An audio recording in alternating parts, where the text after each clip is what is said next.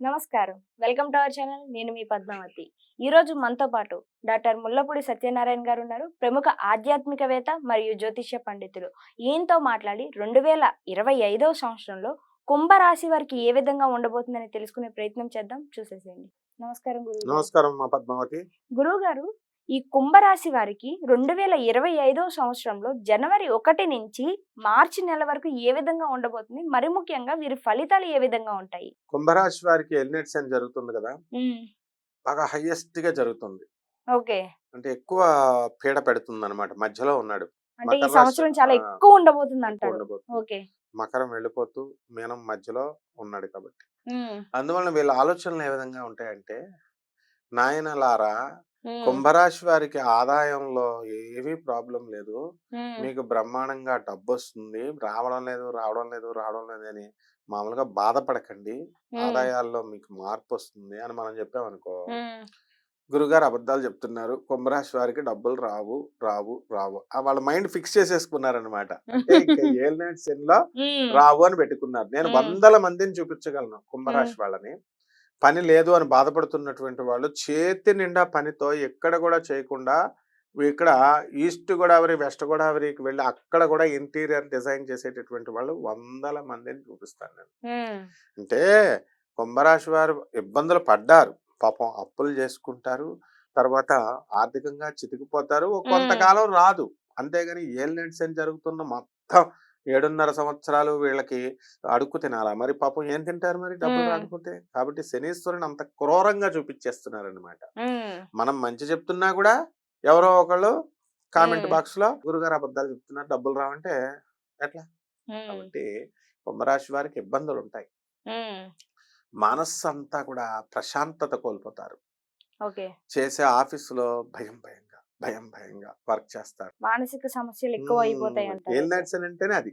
Okay. అంటే ఎవరో ఒకళ్ళ ద్వారా పీడ. హ్మ్. లేకపోతే రోడ్డు మీద నడుస్తున్నటువంటి వాళ్ళకి కుక్క వచ్చి కరుస్తుంది అంటే మనకి భయం. అసలే కుక్కల గుంపులు ఎక్కువైపోయినాయి అవును. ఇప్పుడు. రాత్రి కొంచెం లేట్ వెళితే వాళ్ళు కుక్కల గుంపు వస్తుంది, ఏ కుక్క కరుస్తుందో కూడా తెలియదు. ఏదో రక భయం. హ్మ్. కుంభరాశి వాళ్ళని ఎంతో మందిని కుక్కలు కరిచిన వాళ్ళు ఉన్నారమ్మా.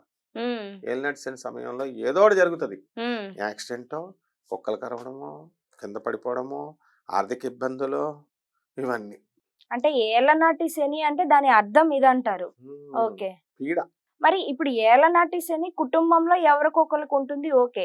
కానీ కుటుంబం అంతటికి కూడా ఇదే రాశి అనేది ఉండదు కదా! మరి మిగతా రాశులు కూడా కుటుంబంలో ఏకమై ఉంటాయి కాబట్టి దాని ప్రభావితం ఎలా ఉండబోతుందంటారు? అది వండర్ఫుల్ క్వశ్చన్. యు ఆర్ హ్మ్. Brilliant thank. ఇప్పుడు ఏలినాటి శనివాడు ఒక్కడుంటే చాలు ఇంట్లో. హ్మ్. మిగతా రాశుల వాళ్ళందరూ హ్యాపీ రాశులు ఉన్నాయి ఆయనకి హ్యాపీది. హ్మ్. ఈ ఏలినాటి శనుడు ఒక్కడొచ్చి చాలు. హ్మ్. వాళ్ళకి కూడా పట్టుకుంటుందన్నమాట. అంటే ఓకే. అంటే ఒక్కడొచ్చి ఇప్పుడు హ్యాపీగా మనందరం పార్టీ చేసుకుంటున్నాం. హ్మ్. పార్టీ చేసుకుంటే ఒకడొస్తాడు. అనవసరమైన గొడవ స్టార్ట్ చేస్తాడు. హ్మ్. ఎక్కడుంటది పాపం హ్యాపీ మూడ్ వాళ్ళు. హ్మ్. అలా అన్నమాట. అంటే మరి గురువుగారు ఇప్పుడు ఒకవేళ సపోజ్ నా రాశిలో ఈ సంవత్సరం మొత్తం కూడా నాకు ధనం కావచ్చు, ఆరోగ్యం కావచ్చు, అష్టైశ్వర్యాలు నాకు ఉన్నాయి అని అనేసి నా రాశిలో ఉండి, ఫర్ సపోజ్ నా అన్ననో, చెల్లినో లేకుంటే నా భర్తనో ఎవరో ఒకళ్ళ రాశిలో వాళ్ళకి ఏలనాటి శని ఉంటే, నా అదృష్టం వాళ్ళకి వెళ్ళే అవకాశం లేదంటారా? అంటే వాళ్ళ శని నాకొస్తుందంటారా? ఇప్పుడు అప్పులిస్తారు గానీ డబ్బులిస్తారా ఎవడైనా? ఇవ్వరు. ఇప్పుడు మామూలు ఫ్రెండ్స్ ఉంటారు. నువ్వివ్వు ఒక రూ. 100 ఇయ్యంటే వాడిస్తాడా? ఇవ్వడు. అదే నేను ఇది పంచుకుంటానురా నీ కష్టాల్లో అంటే స్టోరీలన్నీ చెప్తాడు వాడు. వాడి స్టోరీలన్నీ చెప్తాడు.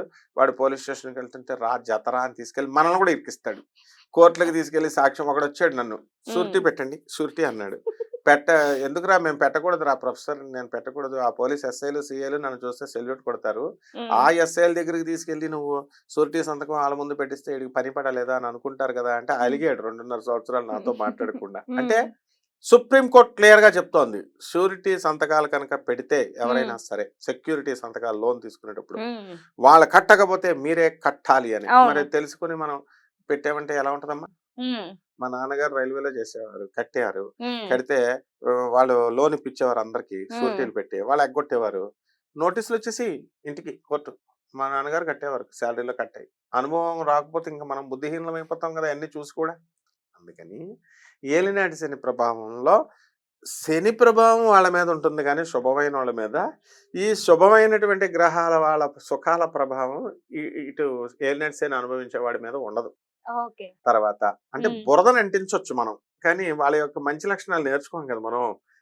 అదనమాట. కాబట్టి ఈ యొక్క ఈ వృత్తి వ్యాపార ఉద్యోగ విషయాల్లో అద్భుతం, హ్మ్. డబ్బులు వస్తాయి, నో ప్రాబ్లం, హ్మ్. పనులు వస్తాయి. ఇంకేం కావాలి మనకి? కుటుంబంలో కాస్త మనశ్శాంతి ఉండదు. హ్మ్. అదొక్కటే అనమాట మెయిన్. హ్మ్. పెళ్ళాం తిట్టడమో, లేకపోతే బయట అప్పులోళ్ళో వాడు గట్టిగా అడగడమో, గట్టిగా అడిగేసరికి మనసు బాధపడ్డమో ఇలాంటివి. హ్మ్. ఇక స్టూడెంట్స్ ఉన్నారు. వీళ్ళు హ్మ్. చదవకపోతే ఫెయిల్ అయిపోవడం గ్యారంటీ. హ్మ్. తర్వాత ఎంజాయ్‌మెంట్, ఎంజాయ్‌మెంట్, ఎంజాయ్‌మెంట్ అంటూ బయట ఫ్రెండ్స్‌తో తిరగడమో, ఫోన్స్‌తో ఇచ్చేసుకోవడమో, లేకపోతే హాయిగా గుర్రపెట్టి పడుకోవడమో. హ్మ్. మరి చదువు ఎలా వస్తది? హార్డ్ వర్క్ చేస్తేనే కదా చదువు. అవును. అందుకని చదువులో వెనకబడిపోతారు. హ్మ్. ఇక ప్రైవేట్ ఉద్యోగస్తులు, ప్రభుత్వ ఉద్యోగస్తులు టీఏలు, డీఏలు అరియర్స్‌లు ఇస్తారు. పాపం ప్రైవేట్ ఉద్యోగస్తులు ఎప్పుడు కష్టపడతారు పాపం. హ్మ్. కాబట్టి యాజమాన్యాలు వీళ్ళని గుర్తిస్తాయి. ఏదో సాలరీలు పెంచాలా, ఇంక్రిమెంట్లు పెంచాలా అన్న ఆలోచనతో ఉంటారు. హ్మ్. వాళ్ళకి రావాలి కదా ఫస్టు. వాళ్ళకొస్తే మనకొస్తాయి. ఇదే ఏలినట్స్ అనే ప్రభావం అంటే. ఓకే. ఇప్పుడు గవర్నమెంట్ టీఏలు, డీఏలు, అరియర్స్‌లు ఇవన్నీ ఇవ్వాలా. మన ప్రభుత్వాల్లో రేవంత్ రెడ్డి గారి దగ్గరైనా, లేకపోతే చంద్రబాబు నాయుడు గారి దగ్గరైనా డబ్బులుండాలి కదా ఫస్ట్ వాళ్ళ దగ్గర ఖజానాలో.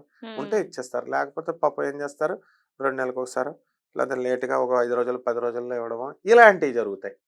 కాబట్టి ఈ యొక్క రాశుల వారి కుంభ రాశుల వారికి చేపల రొయ్యల చెరువులు నడుపుతున్న వాళ్ళు బ్రహ్మాండంగా ఉంటుంది. హ్మ్. తర్వాత చేపల వ్యాపారం పెట్టుకో అన్నామనుకో మనం, హ్మ్. ఏమిటయ్యా నువ్వు టీ షాప్ పెట్టు, చిన్న చిన్న చేపల బిజినెస్ పెట్టంటావు. మేము సాఫ్ట్‌వేర్ కంపెనీ పెడతాం అంటారు. జేబులో హ్మ్. 5 పైసలు ఉండవు వాడికి. మరి ఎలాగ అవుతాయి? చేపలమ్మి బిల్డింగులు కట్టినోళ్ళని నేను చూపిస్తాను బోయినపల్లిలో. హ్మ్. కాబట్టి వీళ్ళంతా గూడా మొట్టమొదటగా ఏలినాటి శని ఉన్నటువంటి వాళ్ళు రెమెడీస్‌లో ఏం చూడాలంటే ఫస్ట్ పెద్దవాళ్ళు చెప్పింది, అనుభవజ్ఞులు చెప్పింది వినాల. ఓకే. రెమెడీస్ అంటే ముందు అది. అది ఓకే. ఇది రెమెడీ. పెద్దవాళ్ళు వాళ్ళ అమ్మ, నాన్న చెప్పిందే వినాల. హ్మ్. వాళ్ళ మేనమామలు పెద్ద వయసులో పెద్దవాళ్ళు అనుభవంలో ఉన్న వాళ్ళ మాట వినాలా. బయటోడి మాట అక్కర్లా. పోనీ గురువుల మాట అవసరం లేదు. వాళ్ళు చిన్నప్పటి నుంచి నిక్కర కట్టుకోవడం కూడా రాని స్కూల్‌కెళ్తారు కదా! అటువంటి వాళ్ళ టీచర్‌లు ఈ రోజున తీర్చిదిద్దుతారు పాఠాలు. రక్తం, రక్తం ధారబోసి చదువు చెప్పారు వాళ్ళు. హ్మ్. అటువంటి వాళ్ళు చెప్పిన మాట వినకపోతే ఎట్లా అమ్మా? హ్మ్. కాబట్టి ఇది రెమెడీస్, నిజమైన రెమెడీస్. ఓకే. ఇక ఫెర్టిలైజర్స్, తర్వాత ఈ ఈ ఎరువులు, ఈ బిజినెస్‌లు బావుంటాయి. హ్మ్. తర్వాత సినీ, సంగీత, సాహిత్య రంగాలలో ఉన్న వాళ్ళకి కుంభరాశి కదా! వాళ్ళకి గౌరవిస్తారు. హ్మ్. కానీ డబ్బులేమివ్వరు. సినిమాలు అబ్బా! 'పుష్ప 2' ఇలా మంచిగా హ్మ్. చెప్పుకుంటారు. కానీ హ్మ్. కలెక్షన్ అంతగా రాదు. అంటే వాళ్ళు ఎక్స్‌పెక్ట్ చేసింది 1000,00,00,000 పైన రావాలనుకో, ఒక హ్మ్. 600,00,00,000 వస్తాయి. అట్లా అన్నమాట. హ్మ్. అయితే కుంభరాశి వాళ్ళందరూ తస్మాత్ జాగ్రత్తగా ఉండాల్సిన విషయం ఏంటంటే, హ్మ్. అపనిందల పాలైపోవడానికి అవకాశాలుంటాయి. ఓకే. చెయ్యని తప్పులకు నిందలు పడే ఖచ్చితంగా అవకాశాలెక్కువున్నాయంటారు. ఉంటది. కాబట్టి ఏలినటి శని అంటేనే అది. హ్మ్. కాబట్టి వీళ్ళు అనవసరమైన గొడవలకెళ్ళకూడదు. అనవసరమైన వివాదాలకి వెళ్ళకూడదు. హ్మ్. అనవసరమైన డిస్కషన్స్ వెళ్ళకూడదు. ఇలా చేస్తే సూపరమ్మా! హ్మ్.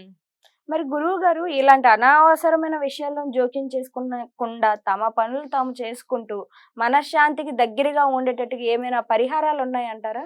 ఖచ్చితంగా ఉన్నాయి. హ్మ్. మనకి వీళ్ళకి అసలు చచ్చిపోతే బావుండురా బాబు! ఏంట్రా కష్టాలేంట్రా అని అనిపిస్తా ఉంటది అప్పుడప్పుడు. అష్టమ కేతువు అంటే సొసైటల్ టెండెన్సీనిస్తాడు. హ్మ్. హ్మ్. అంటే మరణతుల్యమైనటువంటి సమస్యలొచ్చినియి మాకు హ్మ్. అని మిస్టిక్ ప్లానెట్ అంటారు కేతువుని. అలా ఇస్తాడు. సో గురువుగారు నాకిక్కడ ఒక డౌటు. కొంతమంది ఎందుకు చనిపోతున్నామో కూడా తెలియకన్నా హ్మ్. సూసైడ్ అటెంప్ట్స్ చేసుకొని అది. చిన్న చిన్న విషయాలకి చనిపోతూ అష్టమ ఉంటారు. కేతువు. ఓకే. దాని అష్ట వల్లే చనిపోతారంటారయితే. అష్టమ కేతువు హ్మ్. ఉన్నటువంటి ఏ చార్ట్‌లో అయినా సరే నువ్వు హ్మ్. అబ్జర్వ్ చెయ్యి. హ్మ్. ఇంకా ఇంటర్వ్యూలు చెయ్యి అందరికి. హ్మ్. చూపించుకొని చూసుకో. ఎక్కువ హ్మ్. మంది 80% మంది ఆత్మహత్యలు చేసేసుకుంటారు ఏకంగా. హ్మ్. 20% ప్రయత్నాలు చేసి ఏదో ఒక గురుగ్రహం చూపో, దృష్టో కలిసి ఉండడం అలా సేవ్ అవుతారు. హ్మ్. కాబట్టి వీళ్ళు ఏం చేయాలంటే ఈ అష్టమ కేతువు కోసం హ్మ్. కేతు జపం చేయాలా, కేతు స్తోత్రాలు చదవాలా, కేతువుకి కిలోంపావు ఉలవల్ని ఈ యొక్క అన్ని రంగులున్నటువంటి వస్త్రాన్ని తీసి హ్మ్. పేద బ్రాహ్మడికి దానం చేయాల. హ్మ్. ఎప్పుడు హ్మ్. సోమవారం ఉదయము 7 గంటలకి. హ్మ్. అలాగే కేతువు గణేశుడికి మంచి భక్తుడు. హ్మ్. కాబట్టి గరిక గడ్డితో గణపతి ఆరాధన ఓం గం గణపతయే నమః, ఓం గణేశాయ నమః అంటూ గణపతికి పూజ చేయాలి. సింపుల్ డబ్బులు కానిటువంటివి అన్నమాట రెమెడీస్ హ్మ్. ఇవన్నీ కూడా. హ్మ్. డబ్బులున్నాయనుకో మనకి చక్కగా దశమహావిద్యల్లో ఒకటైనటువంటి ధూమావతి అమ్మవారి యొక్క హోమాన్ని మీరు ఇళ్లల్లో జరిపించుకోవడం ద్వారా అద్భుతమైనటువంటి ఫలితాలు వస్తాయి. నిజంగా గురువు గారు ఈ కుంభరాశి వారికి ఈ సంవత్సర ఫలితాలు కొంచెం కష్టతరంగా ఉన్నాయి కాబట్టి మీరు చెప్పినవన్నీ కూడా పాటించడం ద్వారా ఉపశమనం దొరికే అవకాశం ఉంది కాబట్టి ప్రతి ఒక్కరు ఆచరించాలని మనస్ఫూర్తిగా కోరుకుంటున్నాను. అండ్ మీరు కూడా చూసారు కదండి, ఎప్పుడు ఏం జరుగుతుందో జరిగే అవకాశం ఉంది. నమస్కారం గురువు. ధన్యవాదాలమ్మా.